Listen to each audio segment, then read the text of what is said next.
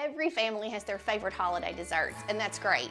As long as you've got the pumpkin pie and the pecan on the table, everybody's set. But sometimes it's nice to have something a little different, and today we're gonna make my favorite cranberry apple cake. It's got some cinnamon, a little bit of orange in it. It's delicious and a nice addition to your holiday dessert table. Join me in the kitchen as we get started. I'm Rachel Ballard. This is Feast and Farm Cooks. Let's go. This cranberry apple cake is one of my favorites. It's dense and rich, and the tartness of the cranberries and the apples really make it something special for your holiday table. So let's show you, let's go through what we need to do this. Back here in the back, I've got some fresh cranberries that I've washed, and I've picked out the stems and gotten any squishy guys out, anything like that. Those are gone. A couple of firm apples. I always like Granny Smith here. Anything that's Honeycrisp is delicious. Anything that's got a little bit of tartness and will hold up in the oven and not just turn to mush on you. So that's great. We've got some brown sugar and some cinnamon here. I've got some fresh orange juice. You need fresh if possible. And then I've got a couple of clementines. I didn't have any actual big oranges in the kitchen at the moment, so I squeezed those and we're gonna zest those. And then for the cake, you're gonna need some eggs, what do you call that?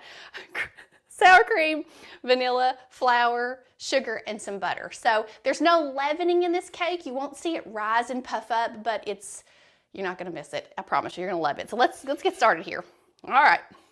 So the first thing we're going to do, I have so many bowls and pans. Oh, I'm making mine in a bundt pan. Now, the original recipe called for this to be more like the fruit goes on the bottom and the dough or the batter goes on top, and you just scoop it out with a spoon. So if it feels daunting to make it like this in my ancient pan, I think this was my mom's, because you'll have to flip it over to eat it. If that feels daunting, just make it in either a 9-inch cake pan or a 10-inch pie plate. Either of those will work fine, and all you'll have to do is just scoop it out.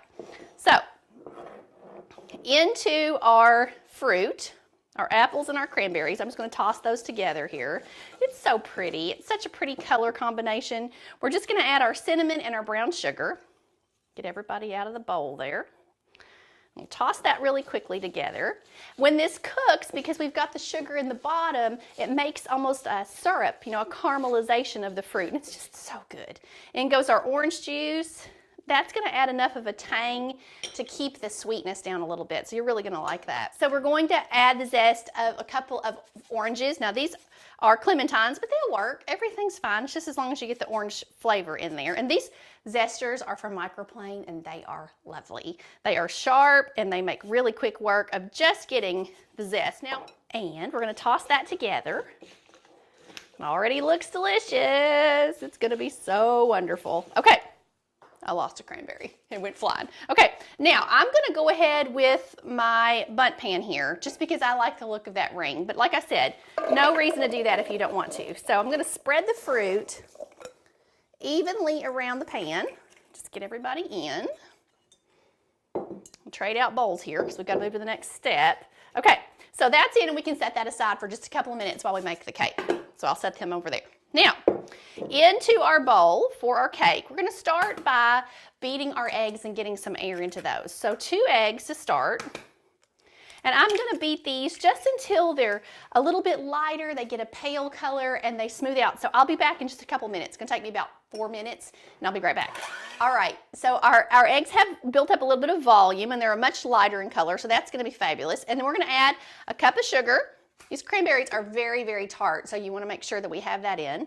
Then we're going to add about a stick of melted butter. I know, it's bad. It's the holidays for a reason, folks. Okay, then we've got a 1/4 cup of sour cream. Full fat, of course, because, why would I do it any differently? Then we've got a little bit of vanilla, just a little bit. And we're going to mix that up first, and then we'll add some flour. Just a second. Okay. So that's all in. And the last step is just to add a cup of flour, and there's like a 1/4 teaspoon of salt in here, just a little bit. So we're going to add that in, and we're going to beat this just until no pockets of raw flour remain. So just a couple of minutes. So I'm going to grab the rest of this flour with my spatula, and it really does look like a pound cake batter. It's really thick. Can you see? It's very thick, but it's also very smooth. It's really a nice batter. And it's not going to be very thick on top of the fruit. So the fruit's going to cook down, and your cake's only going to end up being about this tall on top of it. But you just need a little. It's so good, I promise. I keep saying that, but it's true. All right, so we're going to pour our batter over our fruit. And because it's so thick, you're just gonna have to do the best you can as far as, like, I like to just kind of dollop it in there and then I'll go back and spread it. So, and if you're me, you'll always dump it on that center. I always do that. Okay, so let me get all this in. Grab this last little bit out. I always am one of those people that doesn't like to see people leave a bunch of food in the bowl, so I try to get it. Okay, so you're just gonna spread that. I mean, do the best you can. It is gonna spread out in the oven some. See if you can get it off the middle piece. And then we're gonna bake this in a 350-degree oven for 45 to 50 minutes. Seems like a long time, but it's kind of necessary to make sure everything cooks through. So be patient, let it cook down, and you can check it with a toothpick. Just stick a toothpick in the center and see if it comes out clean, and it should. You're only worried about the cake part because the fruit's still gonna be nice and juicy underneath, so no worries about that, just to make sure the cake is done. All right, I think we're there. So into the oven we'll go, and I will see you back here in about 50 minutes to show you what it looks like. Be back. Our cranberry apple cake is out of the oven, and have you ever seen anything more beautiful than this? It is so fabulous.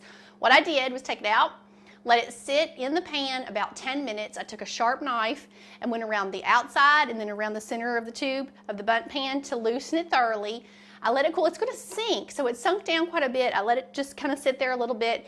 Then I put my cake plate on top, flipped it, and then said a prayer, and you can just hear it fall out. So if it breaks for some reason, just kind of gently scoot it back together, but you should be just fine. So it smells, the cranberries are so tart that the sugar will offset any of that, but it just smells so fresh and bright, and it's a nice change on a holiday table when we're used to eating, you know, super sweet, sometimes pecan pie or pumpkin pie. This is just, the tang of this is so refreshing. So you can see we've got that nice layer of dense cake at the bottom and then all of our fruit on top of that. It is amazing. I know you're gonna love it. I know you're gonna wanna make it. So thank you so much for being here with me on Feast and Farm Cooks. Don't forget to subscribe right here. If you haven't done it, you can watch another video right over there. I hope you have a wonderful day. Happy holidays, happy Thanksgiving, and we'll see you back here soon. Bye-bye.